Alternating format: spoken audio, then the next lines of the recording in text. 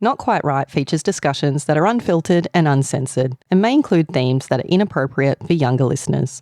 Also, I swear a lot.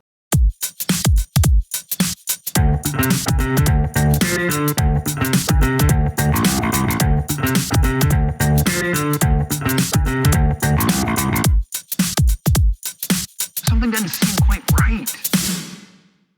Welcome to Not Quite Right. My name is Ed. And I'm Amanda. And welcome to the first Daredevil for the July 2025 Not Quite Right prize. So if you're not aware, Daredevils are people who have signed up for the honour and the privilege of being critiqued on air on the podcast. So we'll read out the story, we'll talk about their story, break it down, share our thoughts, and hopefully we'll all learn something in the process. Sounds good. Before we start, as a reminder, the prompts for this round were the word crane, the action of burning something, and the anti-prompt of break the rule, use active voice. Our first cab off the rank is MJ McElhaney. Of Fisting Fabio fame, I believe. Of Fisting Fabio in fame, if that is a word, which I'm sure it isn't. It is now. So MJ's first time Daredevil this round. He did get a critique last round and I guess decided to amp up the intensity. Yeah. Which is a little bit concerning from someone who wrote a story called Fisting Fabio. Hey, where else is there to go? So lube up, MJ, and get ready. So we're going in deep. Okay, so here is Agent Jackson's Action Faction by MJ McElhaney.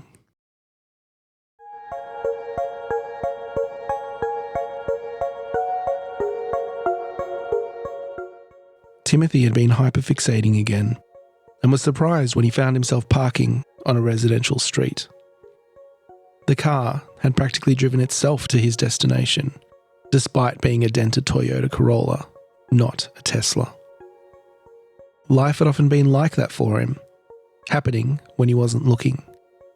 That was why he'd found an ADHD self-actualization course and was becoming part of Agent Jackson's Action Faction. He noticed the smell of licorice and an unfamiliar weight in his jacket pocket. He reached for it as a synth-heavy jingle tumbled out of the speakers, followed by a confident baritone voice. Chapter 1, Redefining ADHD. Ronald Jackson here, retired FBI agent. For 28 years, I brought bank robbers, terrorists, and drug dealers to justice by paying attention to the details and acting decisively. What you may be surprised to hear is that I did so while diagnosed with attention deficit hyperactivity disorder, aka ADHD. This book is an invitation to join my Action Faction and transform your ADHD into active decisions happening deliberately. Let's get started. The book on tape had caught his eye at the public library while browsing the self-help section. It didn't have a scannable barcode. The librarian's horn-rimmed look was equal parts curiosity and amusement as she opened it. She said something, but he had been fiddling with a piece of paper in his hands and missed it. I'm sorry, what did you say? He asked what had become a catchphrase. It's not in our system, so you can just keep it, she told him again, quietly. He thanked her, trashing a malformed attempt at origami as he left, and thought how lucky his car still had a cassette deck. A scarred, meaty knuckle clinked on Timothy's car window, snapping him back into the present. He was still parked. Outside, the last splashes of a blood-stained sunset were burning away into twilight. Tap, tap, tap. Chapter 4. Initiate your plan. Tap, tap, tap. Hand cranking down the window, a flashlight beamed in, obscuring its owner's face. Timothy caught the anise scent of gun oil. Why the hell have you been parked outside my house for the past 3 hours? The voice demanded. Transform your ADHD into agents deliberate, heroes decide, Timothy said, perfectly synced with the tape as the gun in his pocket shot towards the voice. Timothy dialed as he sped away. Sirens began wailing in the distance. Jackson. Tommy Marchanos has been eliminated. I left a Yakuza-style paper crane, so they'll assume it was in retaliation for Nakamura. Great attention to detail. You know I caught that bastard with a shipping container full of kids, and they gave him witness protection. Meet me at the rendezvous for debrief. I've got new tapes ready to go. Thank you for listening to Agent Jackson's Action Faction. Advance to Side B for the next mission. When the tape went silent, Timothy realised he'd been hyperfixating again. He didn't know where he was driving. Hoping it was helping, he flipped the tape.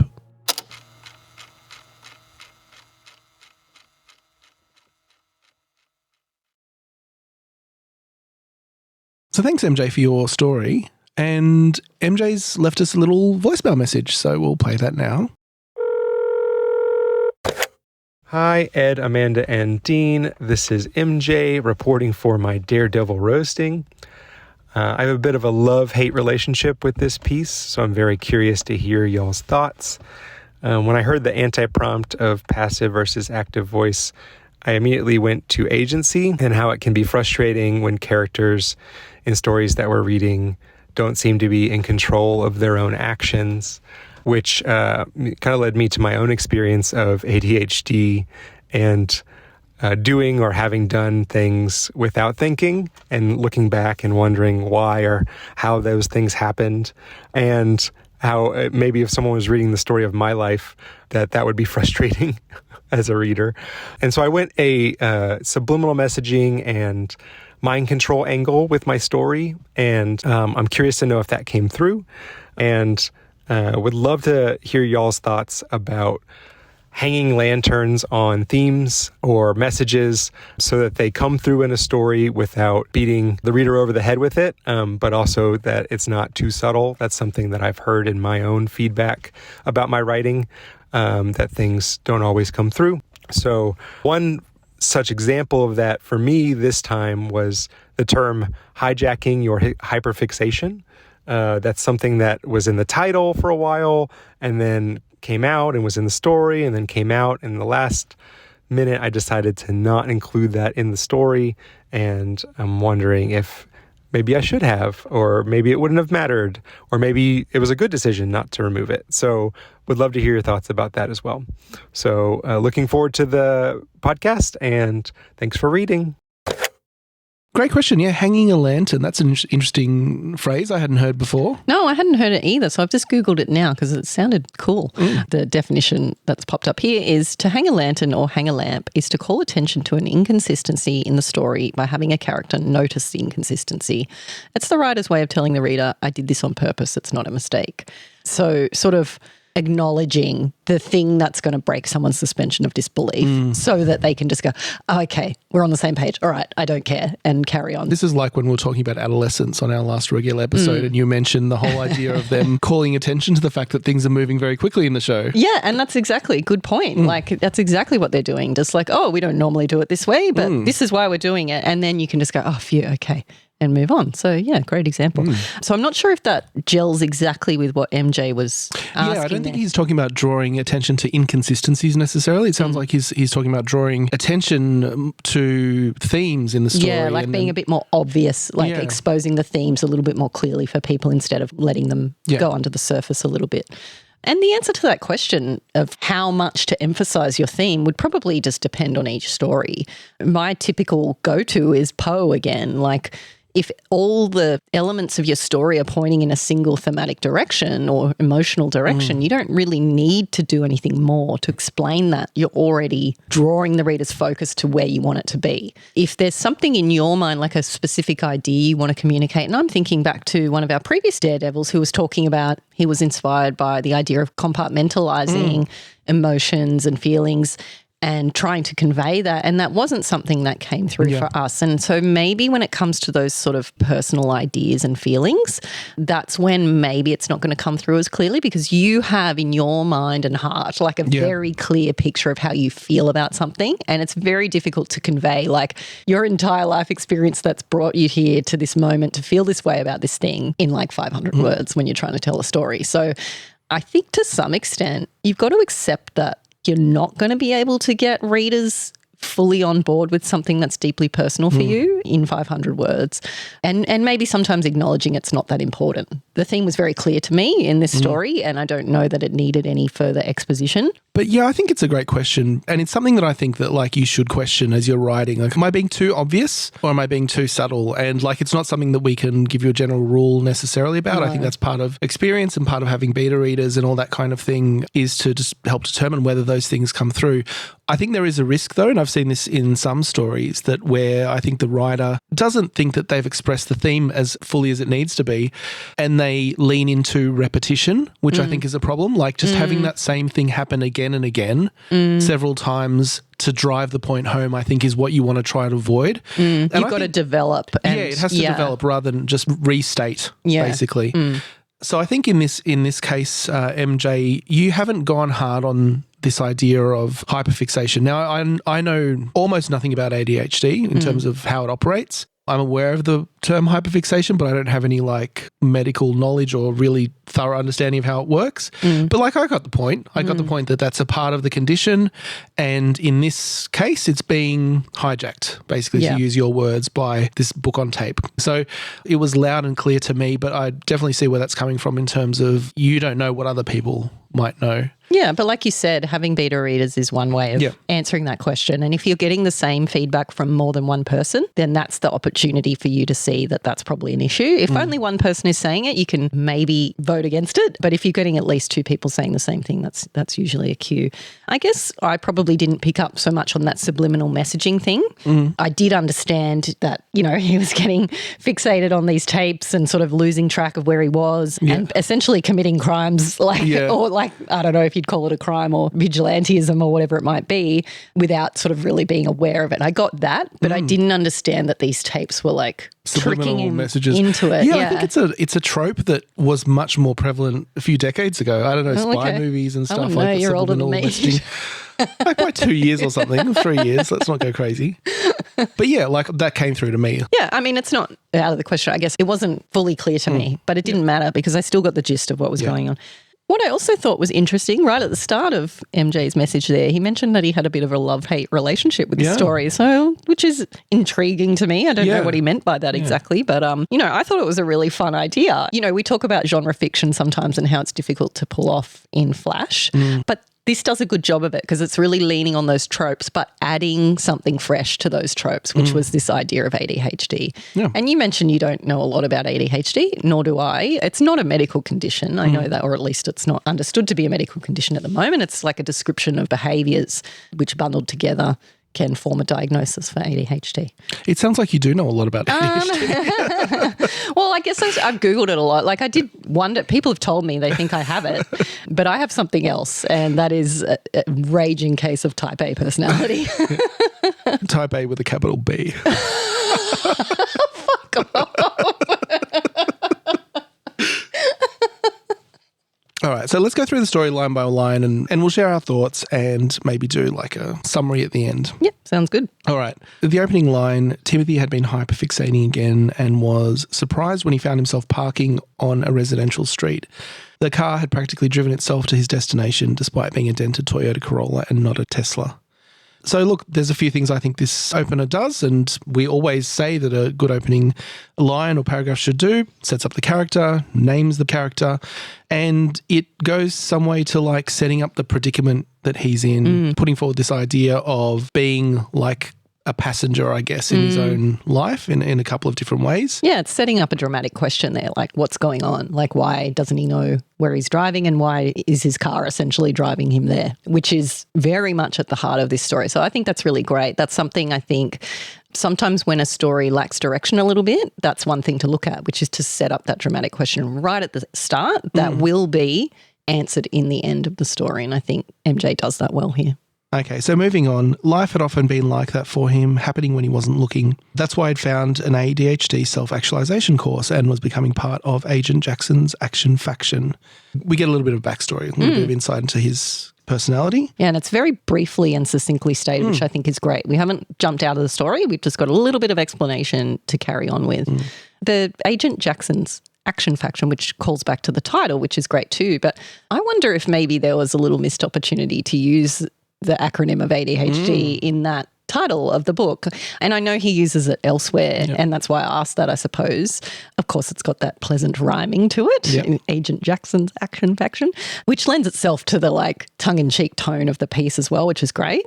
But yeah, just a question, opportunity there perhaps. But it is a really fun idea. Like once I get to that, I'm like, okay, like this is going to be interesting and this person's got something to say. And it's interesting to me that MJ's just explained that he has ADHD as well. Yes. And I'm not surprised because that comes through in explaining very deeply the perspective of this character. Yeah. So I think that's really great. I think it's great to come from that place and really fun, I guess, to take your feelings on that and just turn them into like a genre piece and just completely like a mashup. Just before Ed started recording, I was just sort of saying, oh, it's a little bit like a Lethal Weapon or something like that comedy, but also taking itself very seriously, which is really good fun. Yeah, it's like comedy/action, but coming from this place of authenticity. Yeah, all those things together. So I think, good choice. Okay. He noticed the smell of licorice and an unfamiliar weight in his jacket pocket. He reached for it as a synth-heavy jingle tumbled out of the speakers, followed by a confident baritone voice. So one thing I'd just point out about that sentence is there's a little bit of filtering going on there. Like he noticed, and to some extent earlier on in the first sentence, like he found himself. We always call out these things that distance the reader a little bit from the action and from the character. And, you know, that filtering of he noticed rather than just stating that smell was in the air. We often like point out as a thing to look out for and where possible remove, just to kind of close in that distance between the reader and the story. Yeah, especially in an action, right? In a piece that's action heavy. I would just comment as well, and colour me not North American, but I didn't immediately put two and two together with the aniseed smell or the licorice smell and guns. Maybe that's the non-American in me that I don't just instinctively know these things. But you do have to be careful there, I think. And maybe like with a different audience, that's completely obvious. I'm sure it is. But to me, a licorice smell indicates licorice, right? And you say an unfamiliar weight in his pocket and he reached for it and it's not explained. Well, I'm still completely lost as to what he's reaching for and why. That's true. And it is explained later. Obviously, it's a gun that's in his pocket, and the reason he doesn't know about it is because of this whole hypnosis thing that's going on. But yeah, it is important to keep the reader along for the journey. And which, you know what I think MJ's doing here is trying to show, don't tell, right? Yeah. Which is so important. You don't necessarily want to just say he reached for the gun in his pocket. Like it doesn't have the same effect. And so bringing in those sensory details, smells and the weight of it and that sort of thing is a great idea. But I guess with that, I just need to be crystal clear on exactly what you're showing me. Yeah. So you have to choose the right details and if necessary, I had a little bit of telling at the end there, like he reached for the gun and that's all I need. And then I'm like, okay, I get it. Well, I guess, look, it's foreshadowing, but we didn't really get the foreshadowing just on the basis that we don't know what that smell represents. And maybe someone who's more familiar would go, oh, okay. Yeah. It's pointing to a gun in his pocket. Yeah. So whatever, that's by the by. But nevertheless, like we are your audience, so something to keep in mind. I like the confident baritone voice too, and I thought you did a great job of it, Ed, so thanks for that. Yeah, so then we get into this reading or this audiobook of the Action Jackson thing. The only thing I would like critique plot-wise here is we're up to chapter 1, but he's already got the gun in his pocket. So presumably he's been through this process for a while. You know, he's gotten it from the library, he's listened to it, he's bought a gun, packed it with him, he's at his target. But why is he listening to chapter 1? Do we need to hang a lantern on that moment? Do we need to say, maybe he's listening again? I mean, possibly. But I would have I don't know. This is a very minor point, but to show that has progressed a little bit, maybe he's up to like chapter 5 or something like that. Yeah. No, I think that's a good point. Something little, but those kinds of things are important. important to just take care of and easy to take care of. It's not that it stood out to me like a major plot hole, but when I read this, it felt like, he's listening to it for the first time now. One thing I want to point out, though, is that I love that this is all set in the car. You know what I mean? We've got one setting and we're not, even though a lot's happening, we don't have to jump around between settings. So that saves you room and words to get into the crux of what you want to get into. All right, well, having said that, there is now a little bit of backstory that comes into the story. So we get the history of where he got this book on tape. So he goes into the library, he finds this book on tape that doesn't have a barcode. So implication in there is that someone's planted it in the library. Maybe the librarian is on the payroll.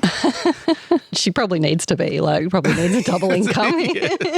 So I think this scene does add some flavour, I guess, to the whole backstory, but it is also like a complete aside. Yeah, I mean, it's briefly stated, so it's not like we're just transported completely back. But I get what you're saying. In fact, I've just finished saying I like that it's all set in the car, but actually we have jumped to a library, and that is possibly unnecessary.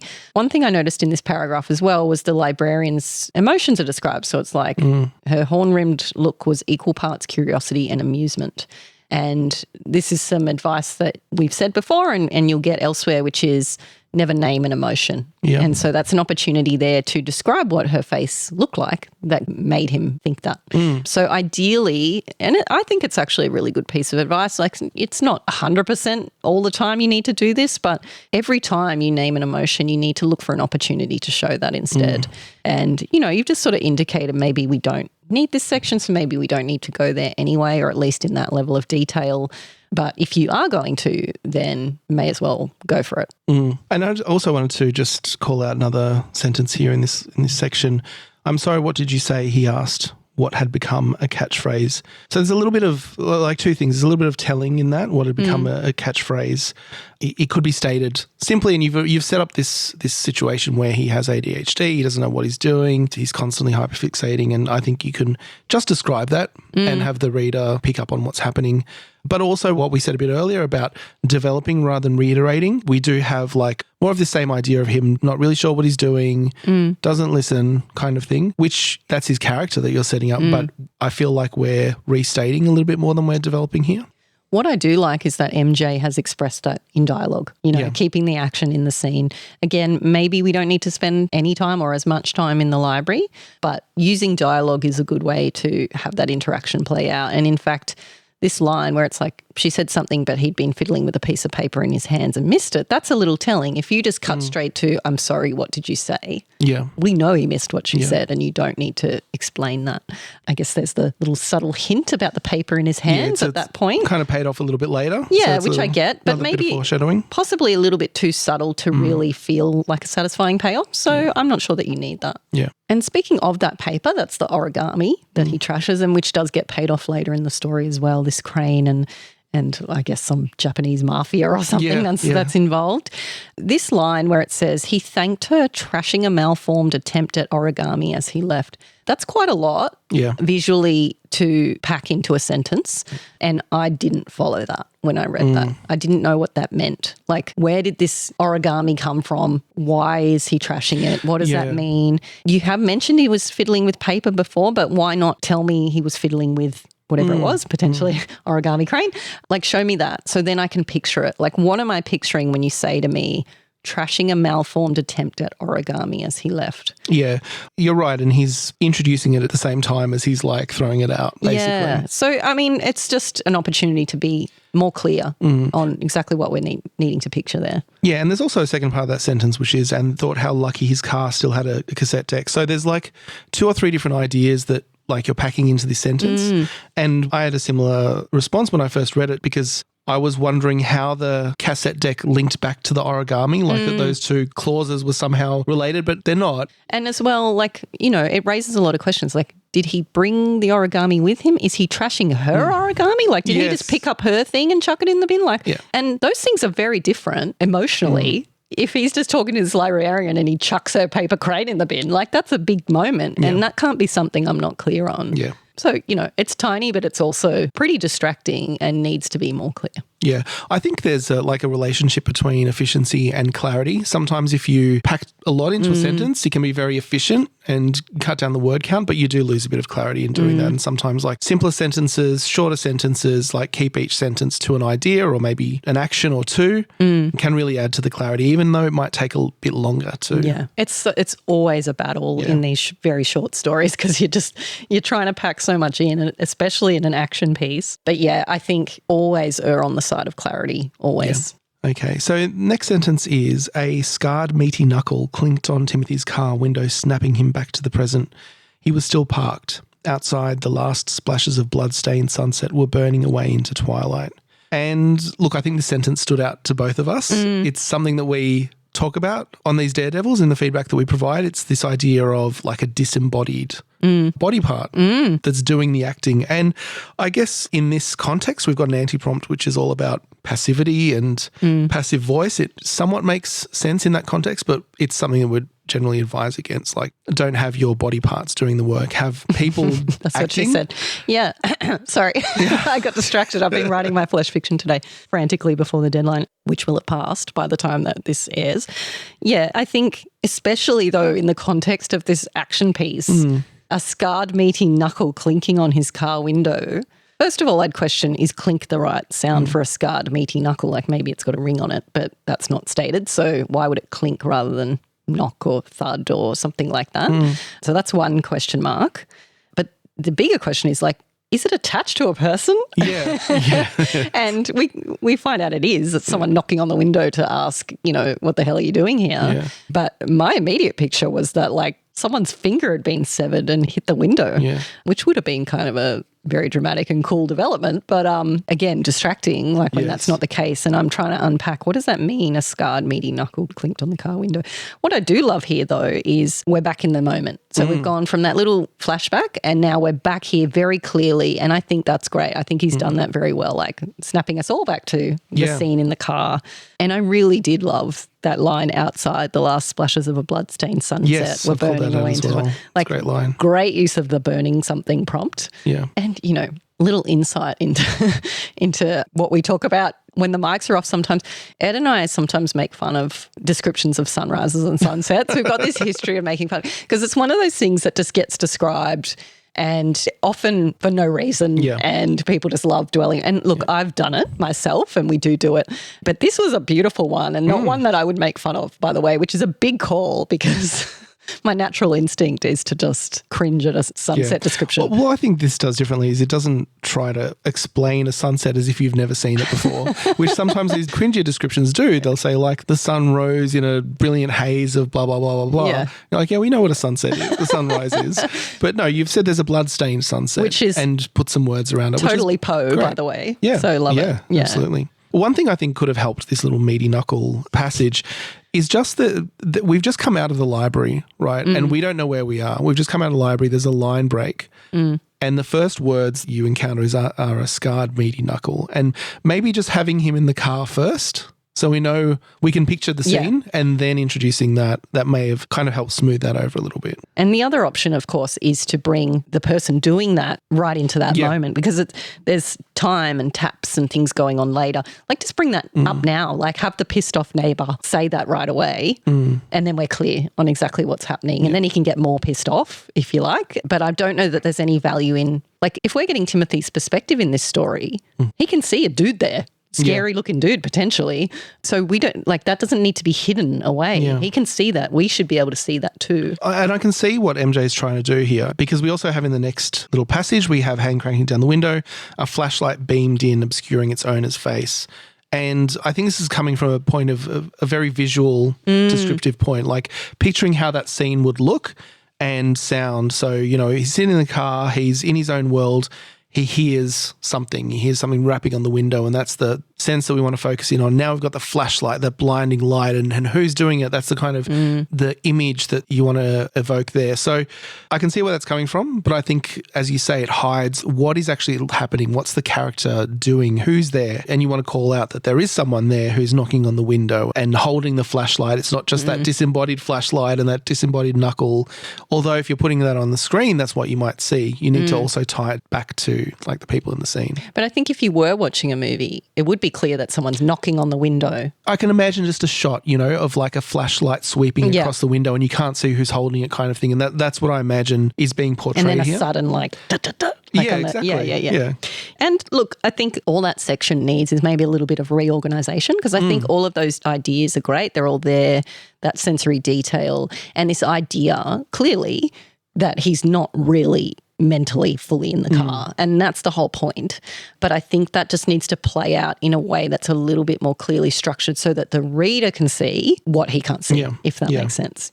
And in this passage as well, Timothy caught the anise scent of gun oil. So we have that licorice smell that's coming up into the air again, and this time it's explained a little bit more that it's gun oil. And when I was reading this as well for the first time, or even the second time, I think I didn't put the two and two together, like between the licorice smell before, and obviously we don't know anything about guns, and the fact that he smells that when the window is come down, I assumed that meant that smell came from the other guy who was outside the window, right? So I assumed that he had the gun. Yeah, it probably did.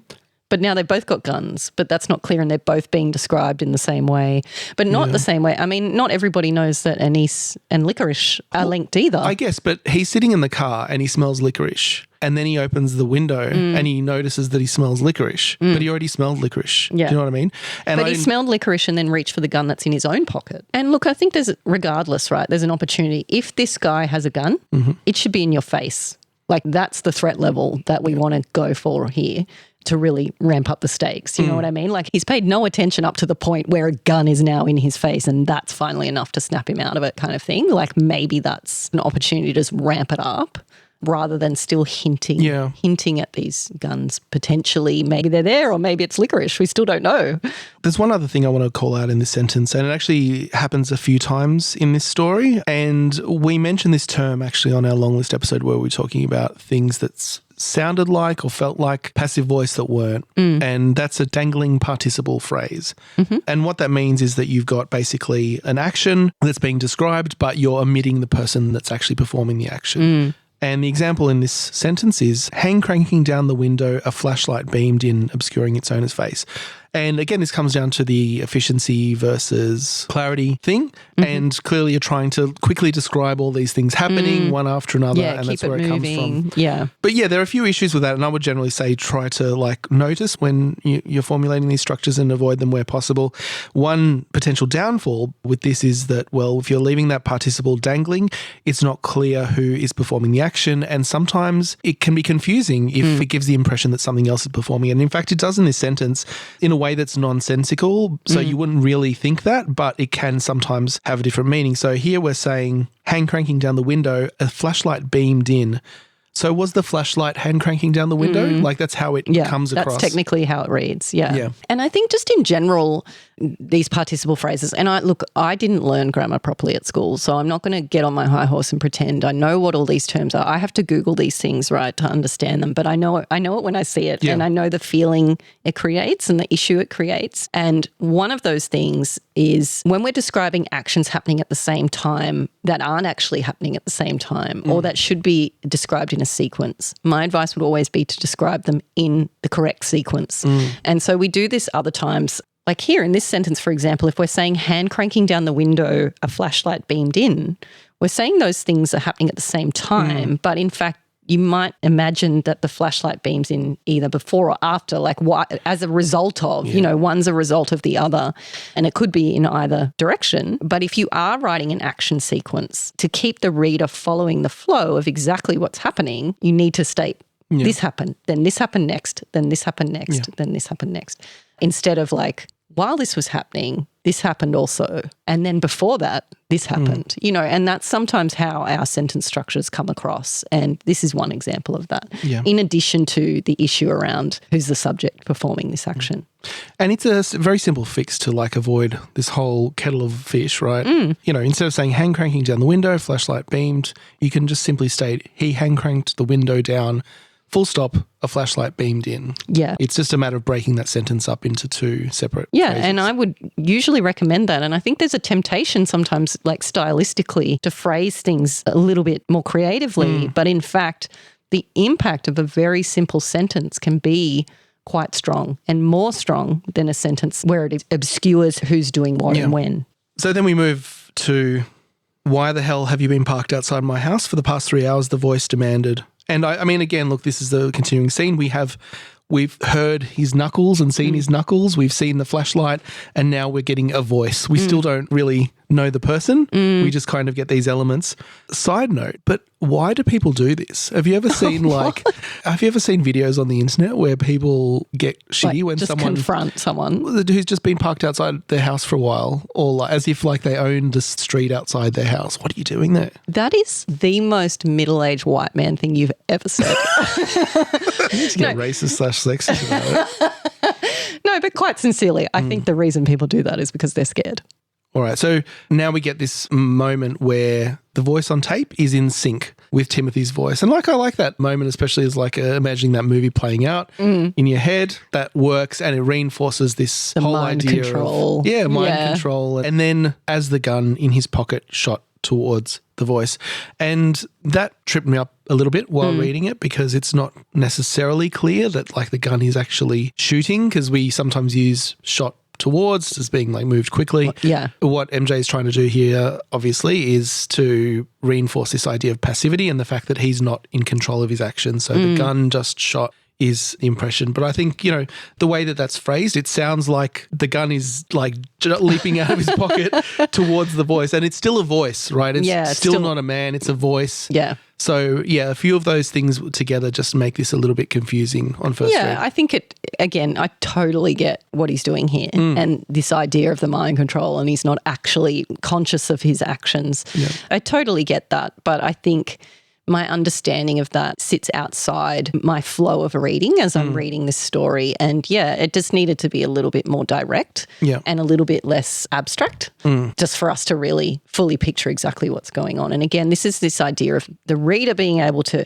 see what's going on, even if he can't exactly see it himself. I think that's important. And that's hard to cross that line. I also say, as people who are not aware of the whole licorice gun connection, that moment came out of nowhere for me in the first reading. The gun in his pocket. I was like, what gun in his pocket kind of thing. Yeah. There was a mention of gun oil, so yes, but I think maybe there could have been a moment where he found the gun in his pocket and was like, what's this? And later then we know that it's a gun, and then, every element is still there, but it's not so abrupt that we're just kind of hinting at a gun and then all of a sudden the gun is shooting. Yeah. We have to first hint at the gun, then see the gun, then the gun shoots. Yeah. And also, is the gun shooting while still in the pocket? I mean, you can. Yeah. You can totally do that. But it's just, again, a clarity thing. That's not how you would normally shoot a gun, and it's fine. Maybe you do when you're in Agent Jackson's action faction. You got to hide it. What is it? Concealed carry or whatever. I don't know. But is that licorice in your pocket? Are you just unhappy to see me parked outside your house? No, again, it's just all coming back to the same thing, which is just a little bit more clarity of the moving parts in this scene, while still retaining the fun and meaning of this idea that he is not in control of his own actions. Yeah. So then we move on. Timothy dialed as he sped away. Sirens began wailing in the distance. And so the first time I read this, the word dialed threw me off. And again, similar to shot, I thought that meant sped away or something like that, because we hadn't been introduced to this idea of a phone. And it makes sense reading on but it took a little bit of piecing together to realize that he was on the phone. I don't know, I just kind of read that he dialed as he drove away, and then there's these voices talking, and then I was like, oh, okay, right, that means he phoned someone and this is a conversation. Yeah, and I think, I don't know, it's probably not a participle phrase, and again, I don't profess any expertise in specific grammar, but in this case, it's the object that's missing. Timothy dialed what? The phone. Yeah. And, you can get away with that sometimes, but I think because we've packed a couple of ideas together, it's dialed what? And as he sped away, in what? The car, okay, we get it. But again, it's breaking that flow because we have to kind of understand that. And so when the next line comes where it's just Jackson, I don't know who said that or why. And now when you look back, it's clear that that's Agent Jackson answering the phone with his own name, as you might do. But when it's just stated in that way, Jackson, it is not clear who said that. Yeah. So again, it would only take a couple of words, and you could even come back to that baritone voice to hint that it's Jackson saying that line. Like, you don't necessarily need to say Agent Jackson says Jackson speaking. Like, you don't need to necessarily go that hard. It's like Jackson here, you know? Yeah, Jackson here. Exactly. One extra word to be very clear. Yeah. And that does it the whole job. That tells you who's speaking and the fact that he's answered the phone, and it fills in those blanks. So it's so, bloody, it's like nitpicky, but these little details can really help. Yeah, and I think, look, we've picked out some recurring themes in this feedback as well. But some of the things that we pointed out are really just around clarity and how can you make the action clearer. And just make it flow in a sequence. Yeah, and like signpost these things to the reader. And when we get the reveal in the final paragraph that this was all set up by Jackson, I didn't really see that coming, you know, with the clues, just because I wasn't aware of the gun thing, and it took a little bit of unpacking. So I think going back to MJ's question at the opening about how you can hang these lanterns, I think the connection between ADHD and hyperfixation and mind control, I think that's really well developed in the story. I think some of these details about the story need to be a little bit more obviously signposted for the reader. The next line there is Tommy Marcianos has been eliminated, and now as far as I can tell, that's the single passive sentence, the only technically passive sentence in this story. I mean, correct me if I'm wrong, but I think that's a great use of passive voice, like a perfect situation where you would use that. And it also fits the theme as well, that it's not, was it done by him or not kind of thing. But then when we go on to say I left a Yakuza-style paper crane, so they'll assume it was in retaliation for Nakamura. Because he trashed what we assume was another paper crane in the library, like that's in the bin at the library. I didn't know where the other paper crane appeared. Did he leave it where? Yeah. And if he was conscious of that enough to now tell Agent Jackson that that's what he did, why didn't we see that happen? So just a little plot question there, a little logic question. Yeah. I mean, I like that idea as a detail. Totally. We've got this paper crane that's representing the Yakuza, and it's like that, again, that foreshadowing that happens in the library of something that's coming a bit later. But yeah, I think it just needs to come through a bit stronger in the actual action. And a nice use of the paper crane that was a bit different too, because we got a lot of these kind of paper cranes to make a wish, and this is like, oh no, a bit opposite. So, you know, great use of paper crane. I think we needed to see him leave it behind, I guess, and not so much have that moment where he trashes it in the bin. And this voice that he's just shot at, is this Tommy or is this someone else again? We didn't quite get the scene where he did that, and I understand why, but now he's conscious enough to know that he left a paper crane, but we didn't see that. And so just maybe a little plot hole there that just needs a bit of filling. Yeah, this ending I felt was trying to wrap up a few too many loose ends in a very short amount of time. I think potentially. But yeah, this idea that he's going to a side B right at the end, that's great. I mean, you know, you'll be advised in flash fiction not to leave a cliffhanger, but we've had a complete story here. Yeah. And I think it works to sort of say, like, to be continued. Yeah. Like, you've given us the conclusion of this scene, so it's okay to then sort of hint at more to come. And I do like that. I think it was totally appropriate for this as well. Yeah, I agree. But I will point out that the last line does have that same problem that we spoke about with the participle, the hanging participle. Hoping it was helping, he flipped the tape. So just another one to watch out for there. Yeah, for sure. But like, okay, as an overarching feeling, like I did love this story. It bounced along. It really did stick with that theme throughout as well, I think. And okay, we're picking moments of clarity and that kind of thing. And I think they're valid points. I think we could definitely work on here just some of that phrasing, really the phrasing more than anything, because the actual moments themselves are great and, you know, sensory and like dramatic, like all the things that we want. So I think it's literally just about sentence structure almost and grammar. You know?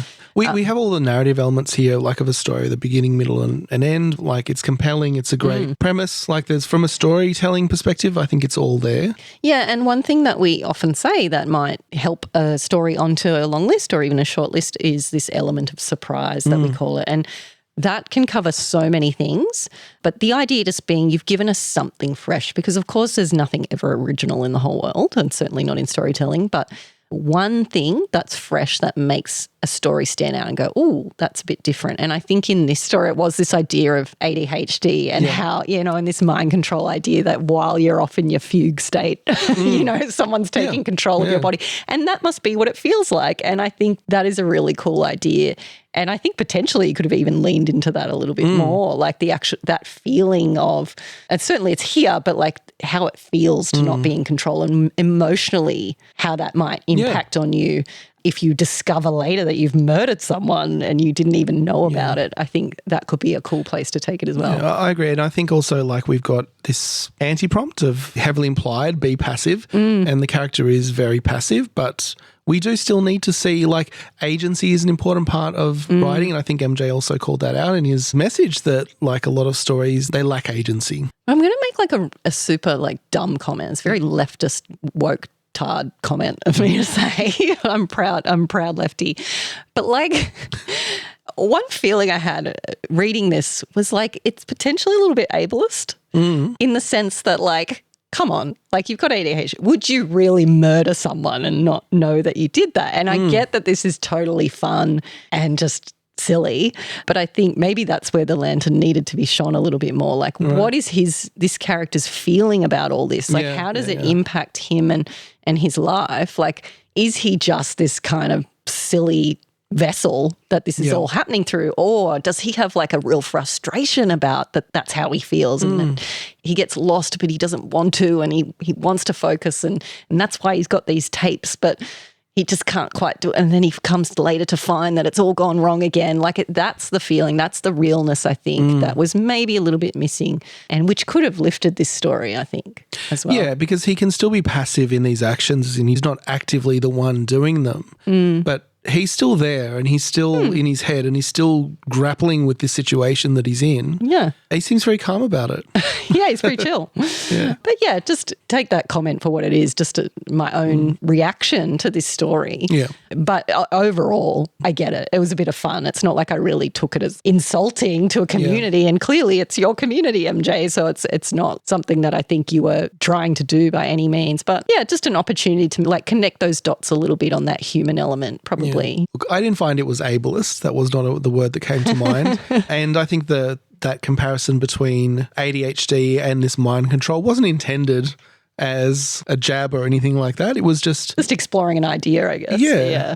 And just to cover the prompts really quickly here. So the word prompt that was used, crane in this case, obviously refers to that paper crane that gets folded as part of the conclusion of the story. Very effective use of the prompt. Yeah, and a nice little, again, I mentioned before, like a little departure from the more positive paper crane, I suppose. And the action of burning, in this case, it was the sunset, which I think is great. Like that was not a common usage and one that just slipped in, like a burning sunset. I think that's a perfect execution of the prompt there. Yeah, and the bloodstained sunset too, like all of that worked together. Yeah, you know, for the scene, different, evocative, and like a beautiful line as well. And for the anti-prompt, there's a couple of interpretations there. There was some faithful interpretations, as in it's in the text itself. Passive voice was used, but we also had obviously this whole idea of being a passive subject in the story, which came through very strongly. Yeah, so really, really creative take on the prompts there. So yeah, a little bit to think about there, MJ. Hopefully that did shine a bit of a light on a lantern. A bit of a hanging lantern on your writing style and this story. But yeah, overall, very strong idea, very good storytelling. And look, all it needs is some editing. Yeah, and look, I hope you don't hate this story. I mean, I'm not sure what you meant by that, this love-hate thing. It's great. It's good fun. And yeah, like with a bit of editing and potentially maybe a little bit more focus on that character development and the emotional connection there, this could be like cool stuff, you know, and maybe you might love it a little bit more. I don't know. But thank you so much for sharing it with us and also, of course, for sharing it with all our listeners and allowing them to, I guess, come on this learning journey with us all. You know, it takes a brave soul to do that, and hope we haven't been too harsh. I hope I don't have to like peek through my curtains and make sure there's not anyone out in their car out in the street as I go home tonight. Especially not the author of Fisting Fabian. That's not the person you want sitting in the car outside your house. But thanks, MJ. And we've actually got 4 more brave souls that will be joining us very soon. So we'll be back next week with our second Daredevil. And until then, ride on. Ride on. We hope you enjoyed this special Daredevil episode of Not Quite Right. If you have thoughts on this story, follow us on social media and join the conversation. And if you'd like to participate in the next round of the competition, head over to our website at notquiteright.com. That's WRITE.